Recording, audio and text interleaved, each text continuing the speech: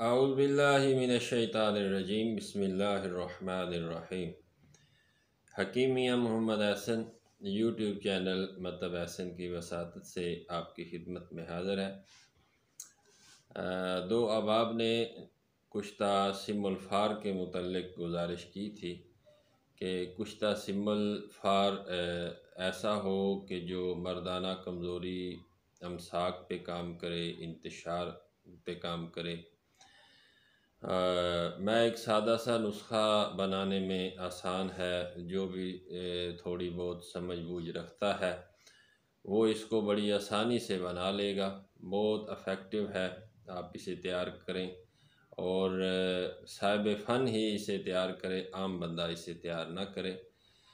تو میں آپ کو ترتیب اس کی بتا دیتا ہوں کہ آپ نے 1 تولہ سم الفار سفید لینا ہے۔ سم الفار سفید 1 تولہ لینا ہے۔ 1 پاؤ ادرک کا پانی لینا ہے۔ پانی جو ہے وہ 1 پاؤ ہونا چاہیے۔ ادرک بے شک آدھا کلو لیں، 3 پاؤ لیں، 1 پاؤ اس کا پانی ہونا چاہیے اور مقطر پانی ہونا چاہیے۔ اس میں اس کو کھل کرنا ہے، تھوڑا تھوڑا ڈال کے اس کو کھل کریں، اس کی ٹکیاں بنائیں۔ ٹکیاں بنا کے تو اس ٹکیا کو خشک کریں۔ خشک کرنے کے بعد 1 پاؤ ادرک تازہ لے کے اس کا نقدہ بنا کے اس ٹکیا کو اس کے اندر رکھیں اور مضبوط کپڑ وٹی کرنی ہے۔ تقریباً 5-6 دفعہ اس کو لیپ کرنا ہے۔ مضبوط کپڑ وٹی کر کے تو اس کو 8 کلو کی آگ دینی ہے۔ ایک ہی آگ میں وہ کشتہ تیار ہوگا۔ ٹھنڈا ہو جائے تو اس کو نکال کے اس کو کھل کریں۔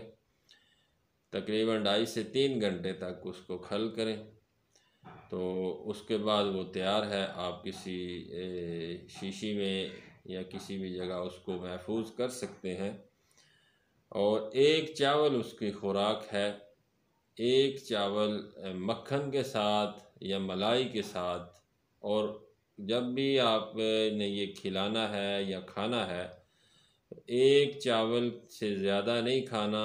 مکھن یا ملائی کے ساتھ رکھ کے اوپر سے فوراً آپ نے آدھا کلو دودھ پینا ہے۔ قوت باء کے لیے بڑا ہی بہترین نسخہ ہے۔ انتشار کی کمی کے مریض اسے استعمال کریں۔ بہترین پہلی دوسری خوراک میں ہی اس کا اثر ہوگا۔ امساک پیدا کرے گا اور خوب امساک پیدا کرے گا۔ تیسرا جو اس کا مین فائدہ ہے، دمے کے مریض جو ہیں وہ اسے استعمال کریں گے تو ان کو فائدہ ہوگا۔ جوڑوں کے درد کے مریض اس کو استعمال کریں گے تو ان کو فائدہ ہوگا۔ بھوک لگاتا ہے، کھایا پیا ہضم کرتا ہے، جن کو دودھ گھی نہیں لگتا وہ بھی استعمال کریں تو ان کو فائدہ ہوگا۔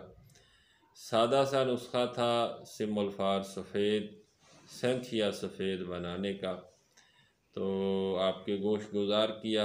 امید ہے آپ کو پسند آیا ہوگا۔ بنائیں، دعاؤں میں یاد رکھیں۔ اگلی ویڈیو تک کے لیے اجازت دیجیے۔